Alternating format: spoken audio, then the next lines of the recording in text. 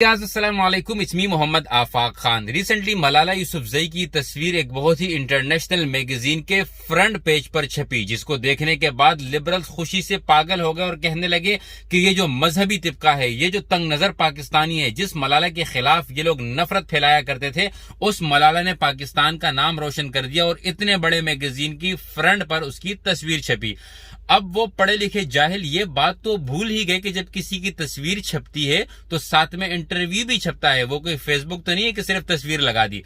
जब चंद लोगों ने इंटरव्यू पढ़ा तो एहसास हुआ कि खातून ने वहां पर यह कहा है कि मुझे तो आज तक समझ नहीं आई, ये उसके अल्फाज है, आई स्टिल डोंट अंडरस्टैंड। मुझे आज तक समझ नहीं आई कि हमें एक साथ रहने के लिए निकाह क्यों करना पड़ता है, हम एक पार्टनर की तरह क्यों नहीं रह सकते।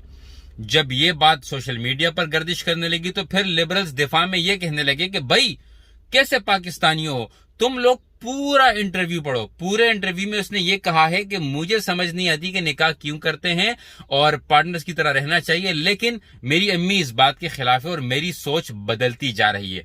बिल्कुल गलत, बिल्कुल झूठ दिफा किया जा रहा है।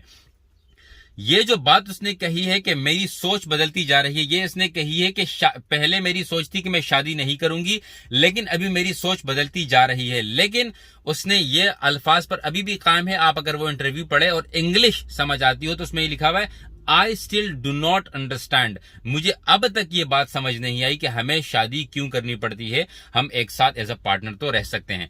अब इस बात का दिफा किसी भी तरीके से नहीं हो सकता। मिसाल के तौर पर अगर मैं किसी अखबार को इंटरव्यू देता हुआ ये कहूं कि जी मुझे आज तक समझ नहीं आई कि ये हम लोग निकाह करते क्यों हैं, लेकिन चलो करना पड़ता है क्योंकि मेरी सकाफत, मेरा मजहब, मेरे माँ बाप मुझे ये कहते हैं। मैंने वो पत्थर तो फेंक दिए ना, मैंने वो तीर तो मार दिए ना, मैंने वो एक सोच तो लोगों को दिखा दी कि मेरी सोच तो ये है।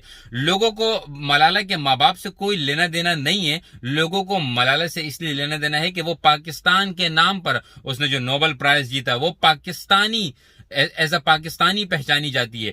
इसी वजह से उसके मुंह से निकला हुआ एक एक लफ्ज पाकिस्तानियों पर असर करता है। वो इंडियन होती, वो अफगानी होती, वो किसी दूसरे मुल्क की होती, किसी को कोई असर ही ना पड़ता। फिर असर पड़ता सिर्फ इस बात पे कि भाई वो एक मुसलमान है। तो जो बंदा आपको रिप्रेजेंट करने का क्लेम करता है तो उसको फिर इस बात पर गलत गुस्सा भी आता है कि भाई आप हमें गलत रिप्रेजेंट क्यों कर रहे हो।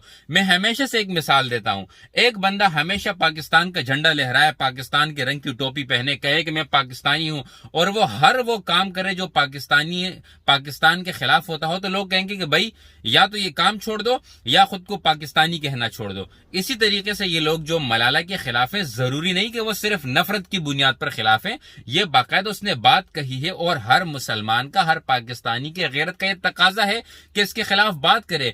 ये एक प्रोडक्ट है जिसको बनाया जा रहा है।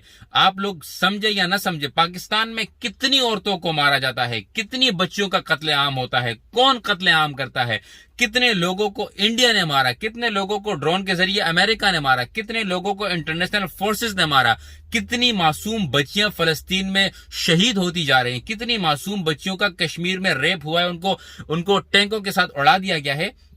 क्या वो एक्टिविस्ट नहीं है? सिर्फ एक यही है जिसके ऊपर जुल्म हुआ था और उसके बाद इसको एक प्रोडक्ट बनाकर लॉन्च किया जा रहा है। तमाम की तमाम खवातीन या हमारी बच्चियां जिनके ऊपर जुल्म ज्यादती हो रही, उनको क्यों नोबेल प्राइज नहीं दिया जा रहा?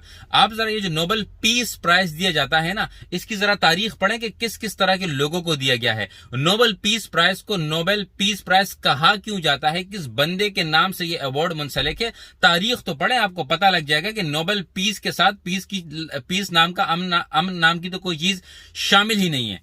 तो आप लोगों से मेरी गुजारिश है कि इस तरह के प्रोपेगेंडो पर पढ़ने के बजाय जो लोग आपको ये कहें कि भाई आप पूरा इंटरव्यू पढ़ लें, आप बिल्कुल पूरा इंटरव्यू पढ़ लें, मैंने स्क्रीनशॉट भी लगा दिया था, वो भी पढ़ लीजिए और इसके खिलाफ आवाज उठाते रहें, बारहा उठाते रहें। चाहे लोग आपको मजहबी कहें, चाहे लोग आपको गैर पाकिस्तानी कहें, चाहे लोग आपको जाहिल कहें, ये हमारी जिम्मेदारी है, हम इसके खिलाफ आवाज उठाते रहेंगे तो कल को हमारे मुस्तकबिल, हमारे पाकिस्तानी बच्चों का मुस्तकबिल बचेगा।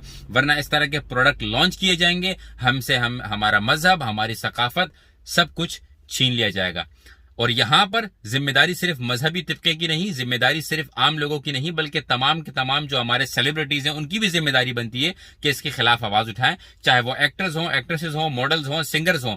एंड ऑफ द डे अगर आप मुसलमान हैं और आप निकाह पर बिलीव करते हैं, then you should speak up. اگر آپ میری ان باتوں سے اتفاق کرتے ہیں تو ویڈیو کو ضرور شیئر کیجیے گا. اور بہت سارے لوگ سوالات کر رہے تھے کہ میں گاڑی میں بیٹھ کر ویڈیوز کیوں بنا رہا ہوں. تو چونکہ میرے گھر پر کام ہو رہا ہے, میں ایک چھوٹا سا اسٹوڈیو بنا رہا ہوں, تو تب تک انشاءاللہ گاڑی میں ہی ویڈیوز بنتی رہیں گی. Thank you very much, take care, Allah حافظ.